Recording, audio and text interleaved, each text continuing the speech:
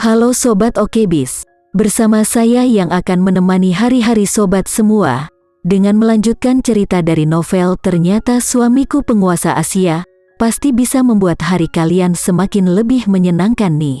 Nah, semakin gak sabarkan dengan kelanjutan ceritanya, yaudah yuk, sekarang kita langsung aja mulai ceritanya. Pada saat yang sama, Andi Andrean juga menerima berita internal bahwa Seng Tian telah membeli lebih dari setengah tahun yang lalu. Seng Tian telah memperoleh inovasi, tetapi belum lama ini, dia mengumumkan bahwa Andrean tidak akan pernah bekerja sama dengan inovasi lagi. Ini berarti dia telah menghancurkan kesempatan untuk bekerja sama dengan Seng Tian sendiri. Kevin tidak takut menyinggung keluarga Andrean dan harus bekerja sama dengan mereka. Tampaknya Kevin telah menerima berita internal sejak lama.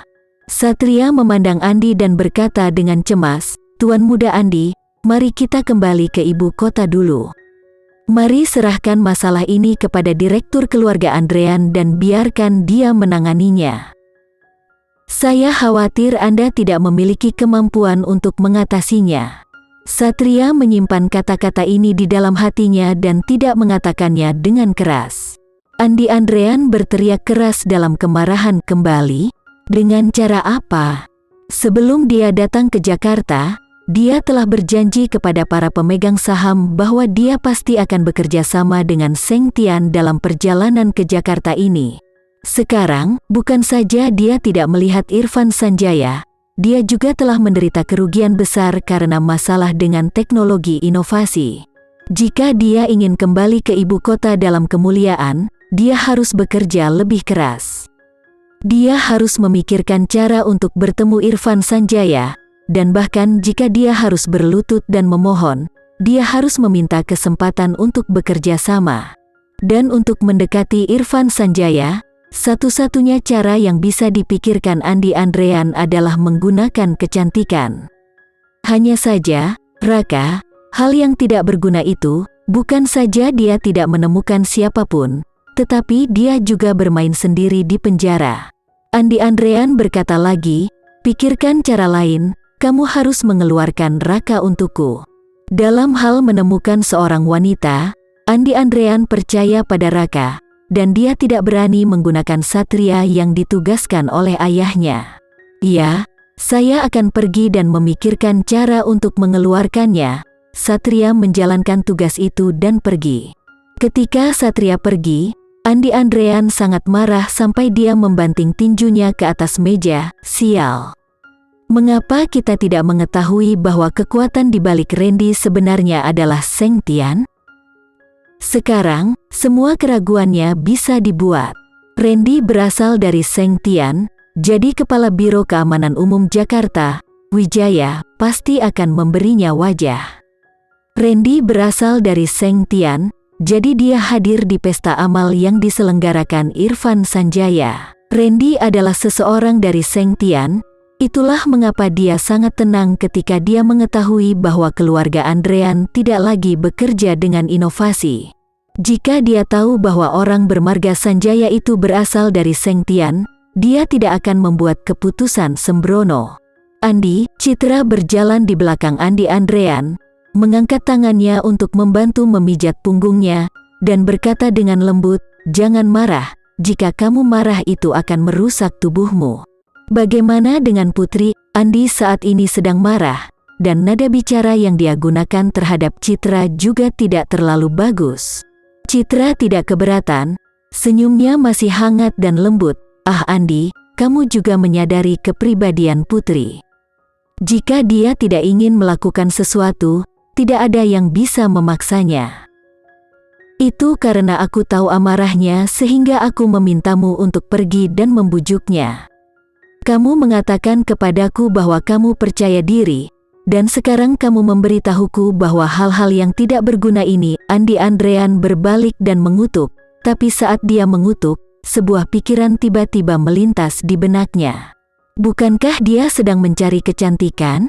Bukankah wanita di depannya ini seperti kecantikan yang hidup? Meskipun penampilan Citra tidak secantik Putri, tetapi dia harus mengakui bahwa dia juga gadis yang cantik. Terutama setiap kali dia ditekan olehnya untuk melakukan hal itu, Citra dapat dikatakan sebagai wanita yang sangat menggoda. Andi Andrean percaya bahwa kadang-kadang ketika pria menyukai wanita untuk melihat tidak hanya wajah mereka, tetapi juga keterampilan mereka di tempat tidur sangat penting. Berpikir tentang itu, Andi Andrean segera mengubah sikapnya. Dia menangkupkan wajah Citra dan berkata, "Dengar, aku telah melalui terlalu banyak hal beberapa hari ini. Emosiku meledak, maukah kau memaafkanku?"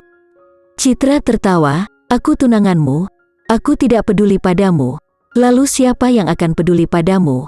Aku memiliki masalah yang sangat sulit untuk ditangani sekarang. Maukah kamu membantuku?" Mata Andi Andrean bersinar terang. Jika Irfan Sanjaya bisa mengarahkan pandangannya pada Citra, maka akan ada harapan untuk kerjasama. Citra mengangguk, "Silakan. Selama aku bisa melakukannya, aku akan melakukan yang terbaik." "Dengar, biarkan aku merasakan dirimu dulu." Andi Andrean membawa Citra dan berjalan menuju kamarnya dengan langkah besar. Segera, napas berat campuran pria dan wanita bisa terdengar.